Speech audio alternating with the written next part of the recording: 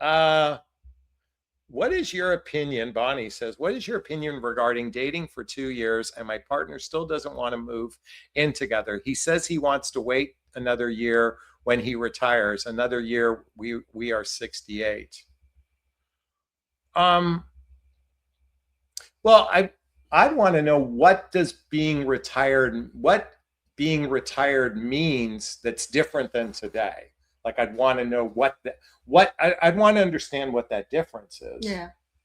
Um, the question is, I mean, I'm a believer that if you're 2 years in, this is your shit or get off the pot period. Mm. Okay. Quite frankly, even 1 year in, but 2 years in is shit or get off the pot. Look at, we're either in it for the long run and we're not. Now, that doesn't mean you have to get married. And by the way, some people, now here's the thing about living together. Not everybody is suited to live together. There is a whole population of people that are considering having separate residencies, but still be in a serious committed relationship. Now, a lot factors might have to be considered: how far you live from each other, your financial status, that sort of thing. But today, I believe going forward, we will see an equal number of people in serious relationships that don't live together compared to those who live together. I think that will become the norm. So, and there's a benefit to not living together. I mean, we're bumping heads right now with the needing space. Yeah, and we're only 3 weeks in. There's something about solitude and having your own space. But Bonnie, I would even wonder if there isn't something in his financial makeup, like when he retires, he's getting a pension, and maybe that might be, a financially better place, something like that. I don't know if all those questions have been asked, but maybe that might be part of it too. Next question. By the way, folks, when I don't look at the camera, I'm looking at the chat box. Do you like to talk about politics and religion?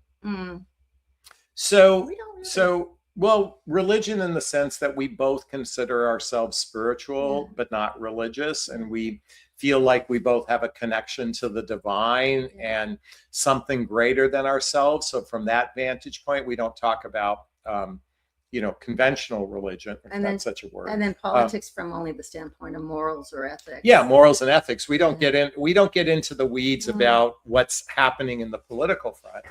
We are going to a seminar next month that's by David Guyam, who's a Kabbalist.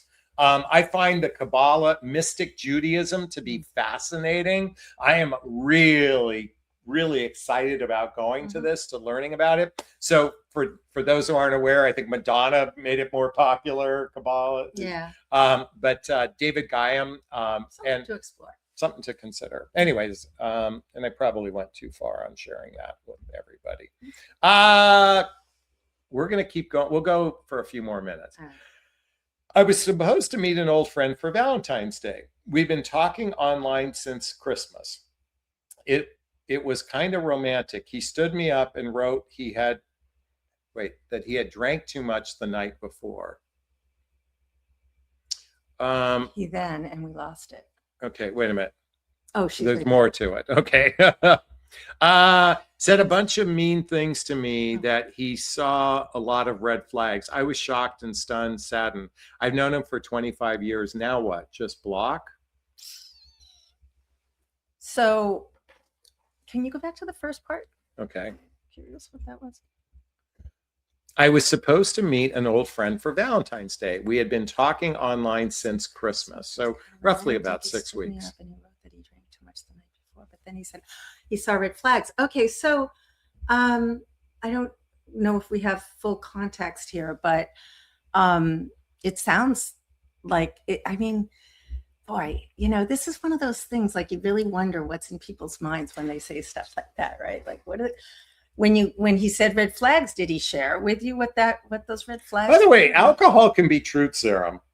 Yeah, but but he was drunk and all this stuff, and my point by truth serum, to some extent, you get to see a little bit more of less walls when somebody is drunk. Yeah. Obviously, something about this gentleman has already given you a clue of his character.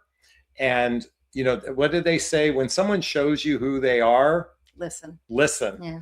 So for you, chalk it up to a learning experience. Be grateful for, dodging a bullet. See what you can have learned from this experience. I know it's difficult with childhood friends because we feel this connection of instant knowing. It's funny, I reconnected a couple years ago with someone I knew in high school. Haven't spoken to her in 35 plus years, or well, how long's it been? 40 years, whatever. Not 40 years, 30 years. And there was this instant knowing based on who we were 30 years ago. But really, we didn't know each other from that period. By the way, we're strictly friends, but there was an interesting feeling of familiarity, but it was based on the past, not the present. So just be, that would be my suggestion, to take that into consideration. Angela writes, question, have you ever talked about their childhood wounds? Our childhood? I think she means ours. Oh, yeah. We have talked about, well, I even to this day will bring up, like, that's my mom wound, my dad wound. You don't bring it up in the same way. I am aware of the experiences she had in childhood, but you don't dwell on it nearly as much as I do. And when I say dwell on it, I'm aware how often my stuff triggers me. I'm not as triggered by my childhood wounds. And but there was a lot of forgiveness in there too. Yeah. From me, by me. By the way, Hillary wants to point out, try a natural parsley spray. It smells better. And yes, vinegar is healthier in the microwave, Jonathan. Oh my God, the fact that we brought that up. There's a good joke about parsley, but I can't say it online. Okay. Is it sexualized? Yes. Okay. Relationship, Sandy. What is that? Oh. Well, that's it. All right. Folks.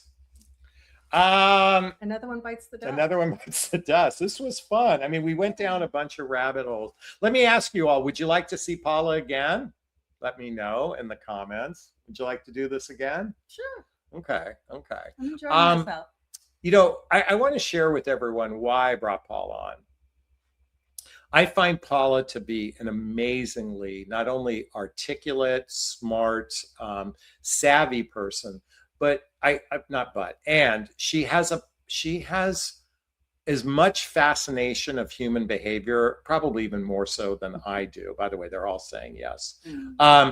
And she is a brilliant at seeing through the muddy waters within people and what's going on with them. I think you have just as much talent as many therapists or coaches out there. I think you come to the table. And what Paula comes to the table with, besides she's a little Pollyanna, is that she comes from love. She really, love is her through line. So, and she calms my nervous system. So if you see a different Jonathan online, it's because being with her is like, it's like being with a tuning fork. It's just, she knows how to, she doesn't have to do anything. The guitar just gets tuned by being in her presence. And I'm very grateful for that. So sweetheart, you're getting a lot of love. So loving the love people. Yeah.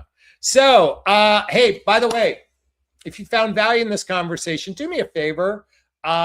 Share this with friends. Hit the like button. Please hit the like button. Donate to the Connor Asley Scholarship Fund, that little $sign, or you can go to the super thanks later. We would appreciate the love. We're going to come back. Tell us what you want to talk about in future videos. So go to the bottom comment sections, right? This is what I'd like to talk about. I am more than happy to dive into conversations. And I'm using our relationship as a backdrop because I think too many people miss out on a great relationship because they get hung up on chemistry, needing to drive the bus. And let me just tell you, as I said in the very beginning of this conversation, trust should be driving the bus, not chemistry. Because when you build trust with someone, you have the potential for a juicy, delicious, healthy, happy relationship, which I think I have. Thank you, sweetheart. Folks, thanks for being on. We appreciate the love. Don't forget to share this video. Wishing you all a super duper wonderful evening. Be well. Thanks. Bye now. Bye. Bye. Bye.